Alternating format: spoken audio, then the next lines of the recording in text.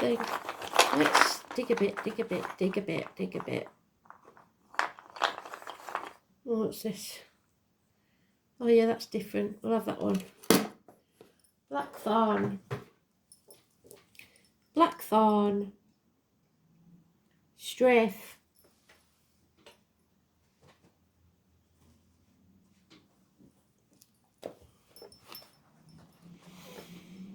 Let's see. Where's the blackthorn? 137. May mean something to you. It shares the cycle with Nagetal. The colour is sorcha, a brilliant, bright, white or yellow. The bird is the smolach or thrush, and the musical note is D sharp. The planet is Uranus, one of rebellion. Word organs, strongest of red, increase in secrets and seek in the clouds. The message is alchemy, secret knowledge, occult mysteries, reversal of fortune, change, prepare for the unexpected, which fits with the I Ching. Blackthorn, little thorny one, dark provider of slurs. Species, Prunus spinosa. Family, Rosacea, Rose family, OGHAM the strafe, and planet Saturn and Mars, rebellion and war. The blackthorn tree is esoterically known as the mother of the woods and the dark crone of the woods. Deities associated with strafe are Scathach, warrior goddess of winter and punishment. Strafe's colour is bright, and the animals are the wolf, which we know is Capricorn, the ewe, the dog, and the black cat, which could be Leo, and the toad. The toad is one of transformation. Strafe is coupled with the moon month of Nagetal, October the 28th through November the 24th. My God, we've only just got in it. So tomorrow, make it the OGHAM of Samhain and the Feast of the Dead. The blackthorn is a shrub that produces suckers, which can make a single plant an impenetrable thorny thicket. The thorns of the shrub provide a valuable defence in hedging. The blackthorn is generally considered to be an expression of forces detrimental to humankind. For its name it means punishment and strife. It is the plant of slumber and death, and a symbol of both punishment and protection, representing the struggle of new life arising from the breakdown of old things. It is protected by spiritual beings called Lunan Tishi. The blackthorn is known as the black rod, or the blasting rod of the malevolent mage or witch. They would carry staves of this wood as a walking stick, club or weapon. These staves were renowned for their great magical power. It was also the magical weapon used to wound puppets and effigies of one's enemies. Blackthorn is used in the making of magical rods. So that means the wax dolls that they used to make, they would stick them with blackthorn prickles. Cudgels, shillelagh, walking sticks, and all things used to ward off evil or danger. Blackthorn is the sign of external control. That is a control exerted from the outside of either person or object. This is usually an unwanted sort of control, but not always. Besides, this ability or power is often the operative principle in magic. The key then becomes learning how to make use of this force without being used by it. Strafe also carries the connotation of another sort of control pertaining to attacks, struggles, and conflict. When used in divination, strafe may mean that there are forces at work which are compelling and controlling you from beyond your present level of understanding. These may be hidden forces from deep within or from without. They are probably not beneficial, however, but they are presently being manifested in your life. You may be under control of forces beyond your grasp. You may be suffering from attacks or struggling against outside influences, difficult conditions, conflicts, and resentment. It may seem that the negative aspects of destiny are controlling you. There is a need for you to control these forces and use them to your advantage. You may be able to turn that very power of destruction against the obstacles. It may be time to use magical, mental, and psychological means to deal with the problem. So play them at their own game. With Blackthorn, there is a necessity of turning what might be an initially negative experience into a positive one through control, knowledge, and understanding. The key is to be found in not striving against the experience, but in controlling and directing the energy produced to positive ends. Here can be the beginning of true spiritual understanding. The solution to problems bound up with strafe may be to play it away, or even to try to indulge them. Be sure you are learning from your mistakes and not holding on to an attitude that may make matters worse. The blackthorn is often called the witch tree and thought of as unlucky. It is supposed to reveal the goddess in her cruel and ugly aspect. It is sacred to Eris, goddess of strife. It is associated with the planet Venus. It is the tree of fidelity. Because it is wild, it represents independence. It also has been known to be used in negative magic, which anyone knows comes back to you threefold. The thorns being used, such as pins pushed into puppets and waxen images. Some English witches carried the blackthorn, the black rod, as a walking stick, and it was even burned with a witch as the chief instrument of sorcery. It was thought to cause miscarriages. Blackthorn is depicted in many fairy tales throughout Europe as a tree of ill omen. Called strafe in the OGHAM, this tree has the most sinister reputation in Celtic tree lore. The English word strife is said to derive from the Celtic word. A long, hard winter is referred to as a blackthorn winter, so we may have to prepare for a long, hard winter. To witches, it often represents the dark side of the craft. It is a sacred tree to the dark, or crone aspect, of the triple goddess, and represents the waning and dark moons.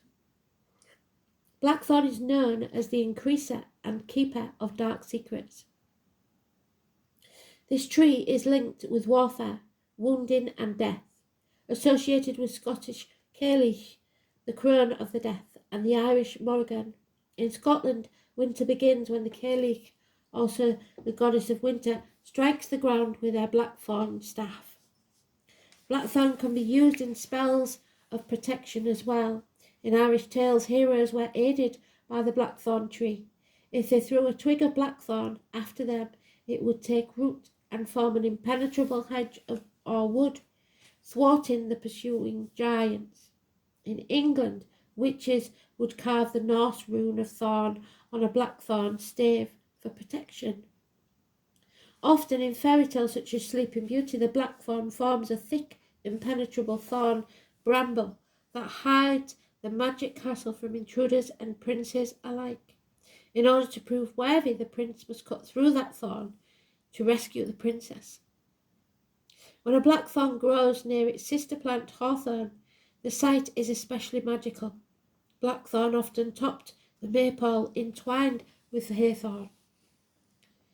At New Year, celebrants made blackthorn crowns which they burned in the New Year's fire. The ashes were used to fertilise the fields, and blackthorn was sometimes woven into wreaths with mistletoe to bring luck in the coming year. The garland used to wassail the apple trees. Blackthorn can also herald the presence of darker deities in your life, such as the Irish Morrigan and Dagda.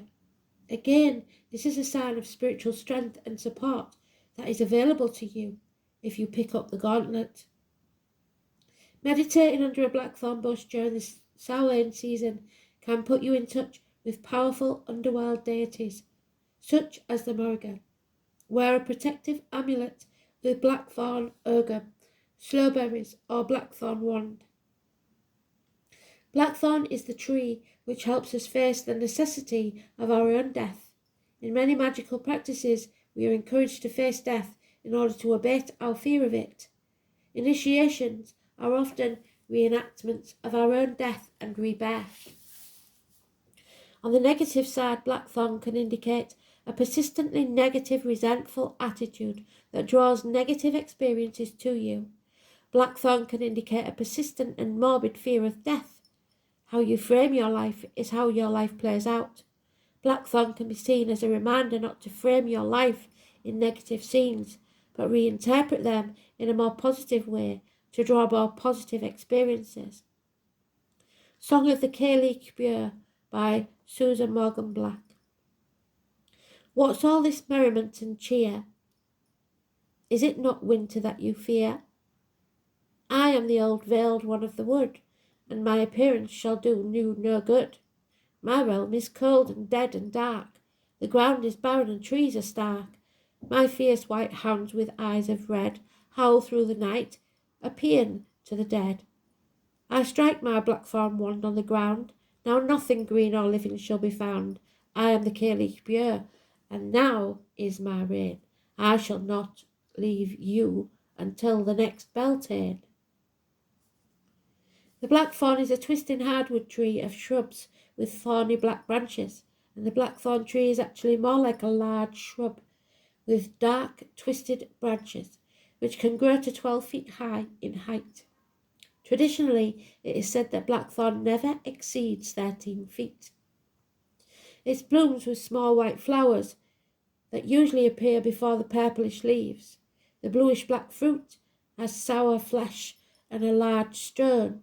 The blackthorn is related to the cultivated plum. It grows wild in the Western Europe, on shrubs and in woodland clearings.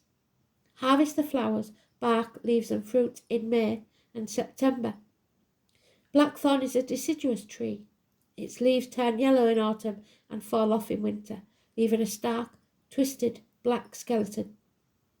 Found throughout the British Isles, blackthorn dwells on the edge of the woodlands, forming dense thickets and hedgerows, often where hawthorn and elder are. The bark is rough and scaly, and the bright orange just under the dark grey surface. The thickets are dark, dense and thorny, and the branches and twigs twisted and branching out in all directions. The sapwood is light yellow, and the heartwood is brown. The tree bears wicked long, sharp thorns, which, if pricked, can cause problems. The tree blooms small, musk-scented, delicate white flowers with oval petals clustered into star shapes in early spring. The blossom, which are thin and rounded with toothed edges, appear before the leaves in early March and bloom for several months. They are usually white but occasionally pink with red-tipped stamen. The leaves are small dark green ovals and turn yellow before they fall off in winter. The berries are small, blue-black, sometimes deep purple, round, globular, and come in the summer until fall, ripening and sweetening after the first frost. The slowberry juice can be used for ink or strong red dye. An alcoholic drink, sloe gin, is made from this small dark blue berry, which is used both medicinally and magically. Slowberries are very tonic bitters. Medicinally, they can be used as an astringent, a laxative, to reduce fever, to purify the system, stimulate the metabolism, clean the blood, as a diuretic. They help the indigestion, eczema, herpes, allergies, colds, catarrh, neurosis, weak heart, kidney stones, skin, bladder and prostate problems. Blackthorn helps absorption of energies necessary for life, stabilizes emotions, brings hope and joy. The leaves can be boiled into decoctions that, once cooled, is an excellent mouthwash and gargle for those suffering from tonsillitis or laryngitis. Can also be used as a soothing eye bath. A tea made from the powdered bark has a calming effect on the nerves. They can be prepared as a juice, syrup, jelly, jam, wine, or sloe gin beverage. They are excellent when combined with apples in a jam. Scathach's Prayer. I call to you, my brothers and sisters, I call to you, fellow sons and daughters, I call to you, all you children of the turner of the wheel. I call to you as a fellow child to do battle by my side, to aid me in the conquest of my foes. Draw close to me now, brothers and sisters of death herself. Let my blade be as your blade, my blood be as your blood, my heart be as your heart, my mind be as your mind. Together we shall defeat our foes. Working as one, we will vanquish all enemies, united in heart and mind and body and soul. All our foes will be destroyed before us. Should silence rather than anger be needed, we must blend with the shadows. We must become as the shadows. We shall move like Scathach herself.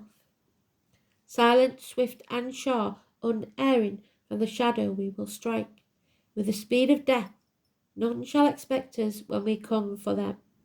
None shall live when we find them, for we are the children of death herself. Should anger be the greater part, however, we shall strike with all the fury in our hearts. Dougal's forging, Elian's casting, Gwydian's treachery, they have never been forgiven or forgotten by us. Should they or any other attempt to stop us, they shall meet the fury of our blades. Empowered by Scathach's great speed, the speed of death, we shall destroy all who attempt to defeat us, and none shall survive our wrath. It is only the greatest of times, the harshest and toughest of times, that we shall call upon the wrath of Scathach herself. All who see this great wrath will cower before her. No smith, sorcerer, or ruler will stop us. They will die all the swifter before her. The dragon will come to us to give us the power and aid us in battle. None shall stop the blood of our foes from feeding the land. Interesting that we ended the I Ching with the dragon. So I'm just going to check when the year of the dragon is next. So we're in the year of the tiger now. Okay. So it's 2024. Not long to wait, is it? Scathach, the warrior woman, now identified as divinity, is the Gaelic goddess of the dead, of all those slain in battle, and provides the deceased safe passage to Tir na Og. Once mortal, she was touched by the Tuatha de Danann in a way usually only seen by the Sade, the she. And she is similar to the Valkyrie of the Norse. She searches the battlefields for the souls of the slain and guides them along the Imrama na Anam, or death journey, to Tir na Og, the land of eternal youth and beauty. Scathach also guides those who get lost in the Imrama. The reason so many vision seekers get lost in the Imrama is that Scathach does not guide the living. It is only the duty of Scathach to drop those who acted poorly in life on one of the mystical islands and of the other world, where they pay their debts and learn their folly. Not many living mortals ever make it to Tir na Og successfully. She is a fearsome expert in the art of war, and it is to her that Cú Chulainn, the greatest of Irish warriors, came in his youth to learn his craft. This teaching took place in Alba. It was from Scathach that Cú Chulainn received his formidable barbed spear or sword in some versions, whose thrust was invariably fatal. Scathach was also a potent magician. She had the gift of prophecy, and she foretold Cú Chulainn's fate during the course of Queen Madba's onslaught against Ulster. And we talked about Ulster and Dublin, didn't we, this morning in the reads. So there is something going on in Ireland, I believe. But above all, we have the ancestors with us to fight whatever battle this is we're coming up against, be it personal or bigger than that. So they've given us hope tonight. Hope you have sweet dreams. Many blessings, love and light. Speak tomorrow.